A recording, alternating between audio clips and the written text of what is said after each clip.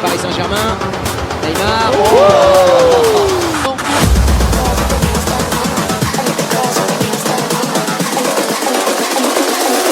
Girls with their nails done now.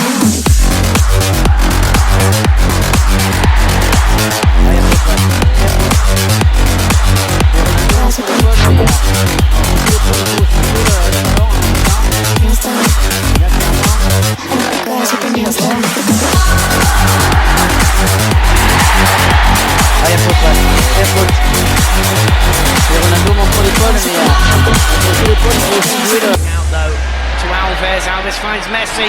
Messi brought down what's presumably by Cristiano Ronaldo scores in the Champions League for the first time since last season's final. And it's rock beaten on, and it's another header.